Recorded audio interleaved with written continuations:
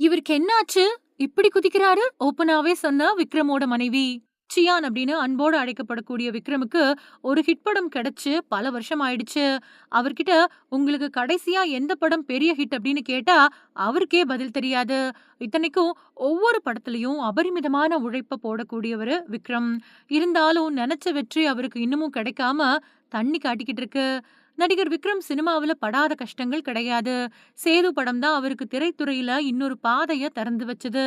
அந்த படத்துக்கு பின்னாடி தொடர்ந்து ஹிட் படங்கள்ல நடிச்ச அவருக்கு, இப்பல்லாம் படங்கள் பெருசா ஓடுறதே இல்ல. ஒவ்வொரு படத்தோட கதையையும் கவனத்தோட தான் தேர்ந்தெடுக்கிறாரு. கடுமையா தான் உழைக்கிறாரு. ஆனாலும் பலன் கிடைக்கிறதில்ல. கடைசியா அவரு அருண்குமார் இயக்கத்துல வீரதீர சூரன், ரஞ்சித் இயக்கத்துல தங்கலான் மாதிரியான படங்கள்ல நடிச்சாரு. 2 பேருமே தமிழ் சினிமாவுல ஹிட் படங்கள குடுத்தவங்க. ஆனா தங்கலான் மோசமான தோல்விய சந்திச்சது. தன்னோட ரசிகர்களுக்காகவே கமர்ஷியலா ஒரு படம் பண்ணணும் அப்படின்னு தான் வீரதீர சூரன் பண்ணாரு. ஆனா அதுவுமே கை குடுக்கல. விக்ரம் நடிப்புல கடைசியா மெகா ஹிட் ஆன படம் எது அப்படின்னு அவரோட ரசிகர்களுக்கே மறந்து போயிருக்கும். அந்த அளவுக்கு சியானோட வண்டி ஓடிக்கிட்டு இருக்குது. இருந்தாலும் தன்னம்பிக்கைய விடாம தொடர்ந்து நடிச்சுக்கிட்டே இருக்காரு. அந்த வகையில அவரு நடிப்புல அடுத்ததா 4 படங்கள்ல நடிக்க கமிட் ஆயிருக்காரு.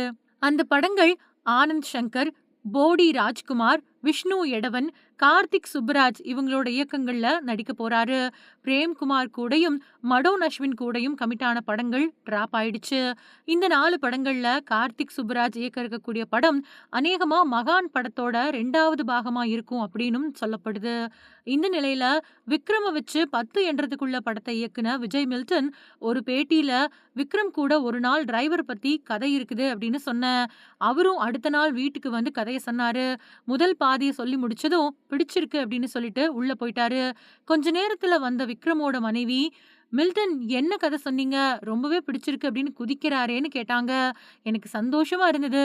அதுக்கு பின்னாடி 2வது பாதிய சொன்னேன். அவருக்கு ரொம்பவே பிடிச்சிருச்சு அப்படின்னு சொல்லியிருக்காரு.